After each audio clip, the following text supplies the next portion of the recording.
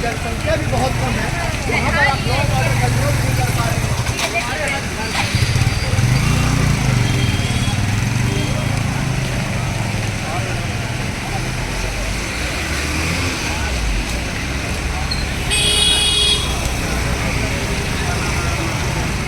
में जातीय संघर्ष देखे बहुत सारे, लेकिन इतने बड़े पैमाने पर शायद ही कभी 175 से अधिक लोग मारे गए हैं। अभी तक हजारों लोग बेघर हो गए हैं, 40,000 से ज्यादा, और सैकड़ों इमारतें जलकर राख हो गई हैं। मणिपुर में 150 से भी ज्यादा छोटे बड़े चर्च जलाए गए, बर्बाद कर दिए गए। सशस्त्र भीड़ ने कुकी समुदाय की कारों, घरों और चर्चों पर हमला किया और उनमें आग लगा दी। पुलिस के सामने महिलाओं को निर्वस्त्र किया गया।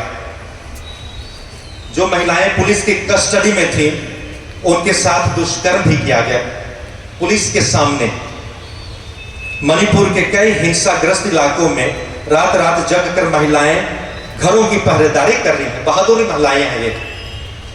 हाल ही में महिलाओं के विरोध के कारण सेना को चरमपंथी काडरों को छोड़ना पड़ा था। 2004 में अगर आप याद करेंगे, मीरा कैदी की महिलाओं ने सेना के खिलाफ नग्न प्रदर्शन भी किया था, प्रोटेस्ट करते हुए। हमारे देश में हमें इस हद तक भी जाना पड़ सकता है। इंफाल घाटी से लेकर पहाड़ी जिलों तक सभी जगह दिन में कुछ घंटों की राहत के बाद वहां अब भी कर्फ्यू लगा हुआ है और इंटरनेट भी बंद है। मैं अब पॉइंट नंबर 2 पर आता हूं। किया जा सकता है।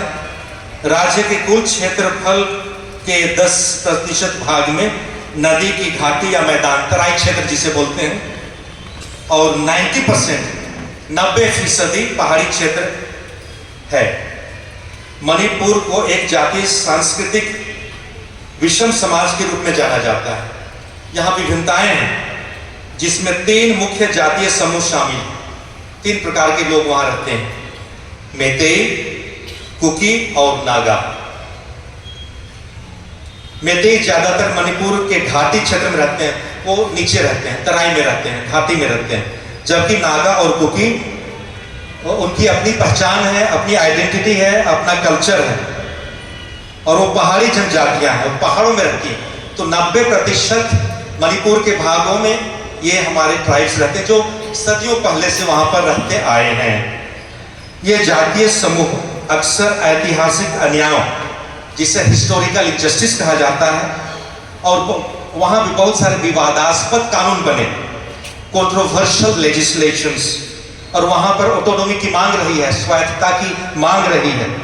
और वहां पर एक डर भी उनके मन और दिल में है कि जो बहुल संस्कृति के लोग हैं, क्या उनको आने वाले वर्षों में भी दबाते रहेंगे, उन पर हिंसा करते रहेंगे। तो ये पृष्ठभूमि है उनकी, और इसलिए ये अस्मिता और पहचान की भी लड़ाई है।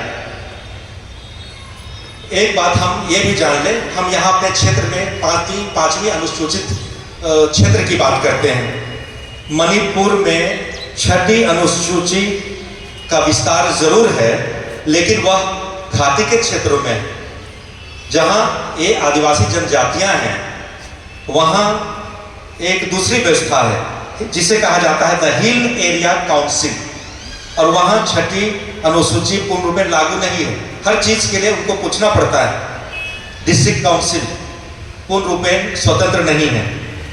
हिल एरिया कमेटी का गठन 1971 में भारतीय संविधान में अनुच्छेद 371C को शामिल करके किया गया था, जिसमें यह प्रावधान है कि पहाड़ी क्षेत्रों के प्रशासन से संबंधित मामलों को समिति को भेजा जाएगा। और इसका नतीजा ये हुआ, केंद्र सरकार ने मणिपुर पहाड़ी क्षेत्र जिला परिषद अधिनियम मणिपुर हिल एरियाज डिस्ट्रिक्ट काउंसिल एक्ट 1971 में बनाया, ताकि जो भी वहाँ ट्राइब्स हैं, कुकीज हैं, नागास हैं, और जो निचले तबके के लोग हैं, उनकी सुरक्षा सुनिश्चित की जा सके। ऐसा उनका मकसद था।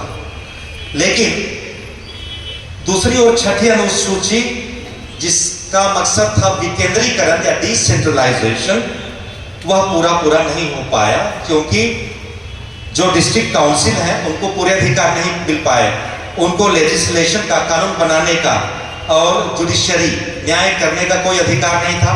इस तरह के अगर कोई मुद्दे उठते थे, उनको ऊपर ले जाना पड़ता था, जहां पर छठी अनुसूची पूर्ण रूप में लागू है।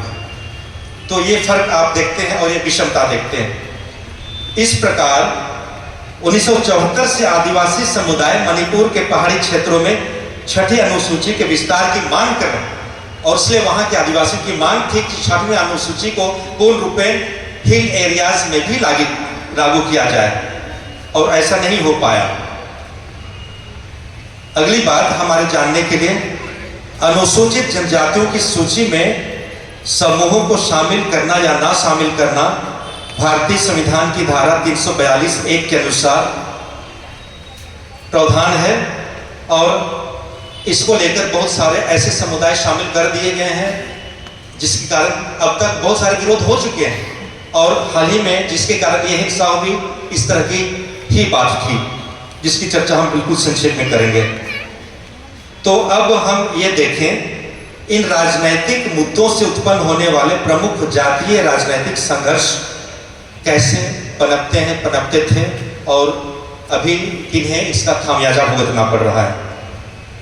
एक, मणिपुर की नागा जनजातियां खुद को नागालैंड राज्य के साथ एकीकृत कर नागालिंग स्थापित करने की मांग करती हैं। तो ये सारी प्रक्रियाएं, ये सारे प्रोसेसेस साथ साथ चल रहे हैं, और इसलिए मणिपुर की हिंसा की घटनाओं को हमें अलग थलग नहीं देखना चाहिए, लेकिन बड़े परिप्रेक्ष्य में देखने की जरूरत है। इसलिए मैं 3-4 पॉइंट दूंगा, उसके बाद अपनी बातों को समापन की ओर ले चलूंगा। तो नागालिंगम की मांग नागा लोगों के द्वारा हो रही है। कुकी लोगों के द्वारा अभी तक कुकी लैंड की मांग हो रही थी, जिसमें कुकी बहुमत वाले सभी क्षेत्र जैसे चुराचांदपुर, जिला चंदेल इत्यादि शामिल हैं। 3, विभिन्न उपजाति हैं, उनमें भी आपसी संघर्ष हैं। 4, आर्थिक विकास का जो मुद्दा है वो मुद्दा अहम है, क्योंकि वहां विकास नहीं हो पा रहा है, खास करके जो जातियां पहाड़ियों में रहती हैं, और इसलिए वो ये महसूस करती हैं उनके साथ डिस्क्रिमिनेशन हो रहा है, उनके साथ भेदभाव हो रहा है। और अगली बात यह है कि अंग्रेजों की फूट डालो शासन करो नीति, डिवाइड एंड रूल के कारण नागा और कुकी में भी गलतफहमियां हो गई थी अतीत में, और इसके कारण नागा और कुकियों में भी संघर्ष हुआ था, अंतर जातीय संघर्ष। 6, जो गैर मान्यता प्राप्त जनजातियां हैं वो अनुसूचित जनजाति की सूची में शामिल होने के लिए मांग कर रही हैं। 7, मेती के बीच भी आपस में भारत से अलग होकर अलग मेती लैंड या फिर विद्रोही समूह द्वारा भारत के प्रभुत्व को स्वतंत्रता की मांग की जा रही है कि हम भारत से स्वतंत्र होकर अपना अलग राष्ट्र बना सके। इसकी भी मांग अंडरग्राउंड मेती संगठनों के द्वारा जारी है। और अंतिम बात यह है कि आपको मालूम होगा असम में और मणिपुर में भी एक ऐसा नियम लागू है जिसका सभी विरोध कर रहे हैं, इसके कारण वहां पर असंतोष है, और वह है armed forces special powers act 1958 1958 में बना था, आफ्स्पा, जिसे लागू वहां पर किया गया है। उसको लेकर बहुत सारे विरोध प्रदर्शन भी हुए हैं। तो ये पृष्ठभूमि है, इसके तहत ये 3 महत्वपूर्ण घटनाएं घटी, और जो 3 मई को हुआ, 3 मई के बाद हो रहा है, अब मैं उसको लेकर के सिर्फ 3 बातें आपके सामने रखना चाहूंगा। उपरोक्त पृष्ठभूमि के संदर्भ में मेती और कुकी के बीच भड़की हिंसा फिर से बहुआयामी कारणों का परिणाम है। हिंसा तब शुरू हुई जब 3 मई 2023 को all tribal students union Manipur का शांतिपूर्ण विरोध प्रदर्शन हिंसक हो गया था। और सबसे पहले हमें यह जानने की जरूरत है कि मणिपुर उच्च न्यायालय द्वारा पारित आदेश में मणिपुर राज्य सरकार को मेतई समुदाय को अनुसूचित जनजाति सूची में शामिल करने की सिफारिश करने का निर्देश दिया गया। इसने पहले से ही हाशिए पर मौजूद पहाड़ी जनजातियों के बीच भय, फियर और चिंता की भावना पैदा कर दी, क्योंकि उन्हें बहुसंख्यक और आर्थिक रूप से संपन्न मेथी की तुलना में अपनी पहचान और संसाधनों के कारण खतरा महसूस हुआ। ठीक है। दूसरी बात, दूसरे राज्य सरकार की मनमानी कार्रवाइयां, जिसने आदिवासी भूमि को संरक्षित वन घोषित किया। देखिए, वहां जो भी आदिवासी जंगल थे, आदिवासी जहां रहा करते हैं, वहां प्रोटेक्टेड फॉरेस्ट डिक्लेयर कर दिया गया और आदिवासियों को, वहां के ट्राइब से उनको डर हो गया कि उन्हें ऐसी भूमि से बेदखल कर दिया जाएगा। इसके अलावा कुछ चर्चों के अनाधिकृत विध्वंस या अनऑथोराइज्ड डिमोलिशन भी किया गया। कुछ चर्चों को ध्वस्त कर दिया गया बिना किसी ऑथोराइजेशन।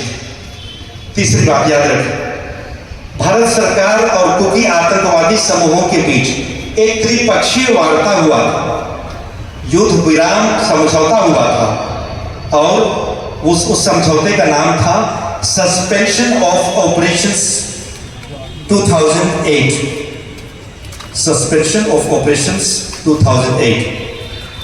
और जिसे जो भी समझौते की वहां शर्तें थी, टर्म्स एंड कंडीशंस थे, उनको राज्य सरकार ने मानने से इनकार कर दिया या उनको रिवोक करने का प्रयास किया गया। उनको सरकार ने मानना छोड़ दिया और यही वजह थी कि वहां पर हिंसा की घटनाएं विभत्स रूप ले ली। इसलिए ये बहुत पेचीदा मामला।